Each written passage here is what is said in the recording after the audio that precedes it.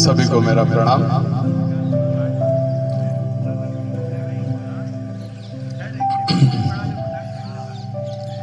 कि दर्द दर्द संकेत है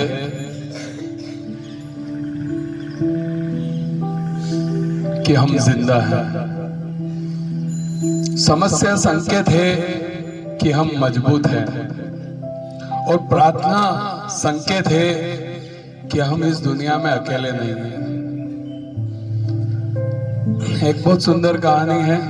एक आश्रम जहाँ पर एक बहुत सारे शिष्य रहते थे। एक शिष्य जो होता है बहुत गुस्सैल स्वभाव का होता है। बात बात पर गुस्सा करना, सबसे झगड़ा करना, सबसे गलत व्यवहार करना एक उसकी आदत बन चुकी थी, उसका व्यवहार बन चुका था। सभी लोग उससे बड़े नाराज रहते थे क्योंकि हर किसी से उसका झगड़ा हो चुका होता है। तो सभी लोग उससे बात करना बंद कर देते, इवन वो उसको देखना तक बंद कर देते। ये बात इसको बड़ी वो लगती है कि यार अब तो मेरा करीब करीब सबसे झगड़ा हो गया, कोई मुझसे बात नहीं करता है, कोई मुझे देखना भी पसंद नहीं करता है। वो अपने गुरुदेव के पास जाता है, गुरुदेव को प्रणाम करता है और बोलता है, गुरुदेव मेरे गुस्से की वजह से मेरे सबसे झगड़ा हो गया है। कोई मुझसे बात करना पसंद नहीं करता, कोई मेरी तरफ देखना भी पसंद नहीं करता। गुरुदेव आप इतने सरल, आप इतने निर्मल कैसे रहते हैं? आपकी वाणी से कभी मैंने हमेशा मधुर बातें ही सुनी, अच्छी बातें ही सुनी, कभी गुस्सा नहीं देखा, कभी कोई कड़वी बात नहीं सुनी।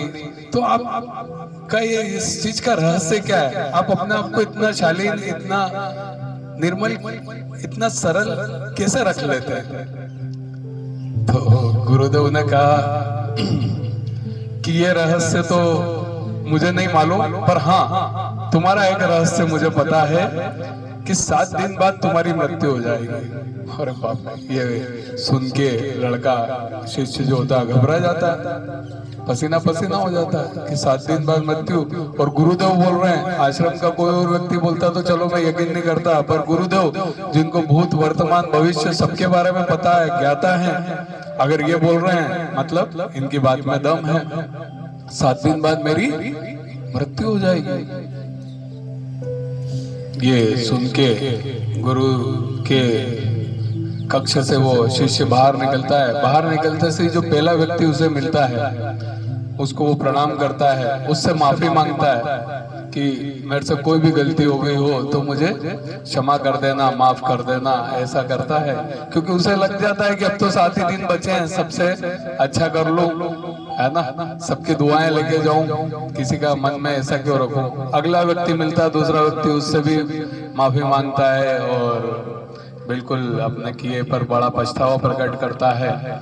ऐसे बस दिमाग में उसके यही चलता रहता है कि किस किस के साथ मेरे से गलत हो गया, ये हो गया, वो हो गया। वो उन सबसे माफी मांगता है और धीरे धीरे वो 7 दिन निकल जाते हैं। गुस्सा आता भी उसको किसी बात पे तो गुस्सा पी जाता है, पर प्रकट नहीं करता है, अंदर ही अंदर गुस्सा पी जाता है और माफी मांगता है। ऐसा करके उसके वो 7 दिन निकले। 7 दिन जैसे ही पूरे हुए वो अपने गुरुदेव के कक्ष में वापस गया। बोला, गुरुदेव आज 7 दिन पूरे हो रहे हैं और मैं आपको आखिरी बार प्रणाम करने आया हूँ, क्योंकि आपने भविष्यवाणी की है कि 7 दिन में मेरी मृत्यु हो जाएगी। तो आज आखिरी दिन है, तो मैंने कहा गुरुदेव से आखिरी प्रणाम कर लो।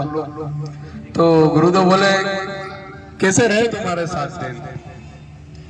गुस्सा तो नहीं आया तुमको? किसी को तुमने भला बुरा तो नहीं, भला बुरा तो नहीं कहा? तो बोले नहीं, गुस्सा तो आया लेकिन मैं पी गया और भला बुरा तो कहा ही नहीं। और बल्कि मैंने तो सबसे जा के माफी मांगी, क्योंकि 7 ही दिन तो जीना था।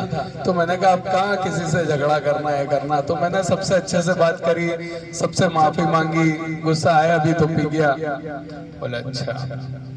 बोले तुम जो मुझसे रहस्य पूछ रहे थे मेरे जीवन का, मेरी जीवन की सरलता का, मेरी इस भाषा का, तो मेरे जीवन का रहस्य यही है कि मैं अपने जीवन के अगले पल मेरी मौत हो जाए मैं ऐसा मान के चलता हूँ, इस दिन मेरी मौत हो जाएगी ऐसा मान के चलता हूँ। मैं आज में जीता हूँ कि मेरी मौत आज हो जाए, मुझे कोई चिंता नहीं। इसलिए मैं अपने आप को शांत रखता हूँ, सरल रखता हूँ, और मेरी भाषा भी इतनी सरल और मधुर लगती है। क्यों? क्योंकि मुझे मालूम है कि अगर मेरी आज भी मौत हो जाती है तो मुझे कोई उसका गम और कोई पछतावा नहीं होगा। उसी तरह अगर मैंने तुम्हें झूठ बोला कि तुम्हारी भविष्य, इस रहस्य को समझाने के लिए मैंने तुम्हें झूठ कहा कि तुम्हारी 7 दिन में मौत हो जाएगी, ताकि तुम 7 दिन में तुम्हारे अंदर जो तुमने परिवर्तन महसूस किया वो तभी किया क्योंकि तुम्हें पता था कि 7 दिन में मेरी मृत्यु होने वाली है। तो तुम्हारे व्यवहार में, तुम्हारी हर चीज में बदलाव आ गया।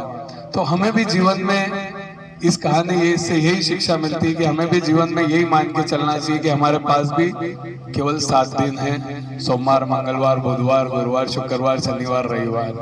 ठीक है, इन 7 दिन बाद हमें जाना है। तो हमारे जीवन में एक अलग ही बदलाव, एक अलग ही चीज महसूस होने लगेगी। हम भी बहुत सरल हो जाएंगे, हमारे पास भी गुस्सा भटकेगा भी नहीं, है ना। तो इस कहानी का, छोटी सी कहानी का यही सार था जो हमें सरल होना सिखाती है जीवन में। धन्यवाद। है ना।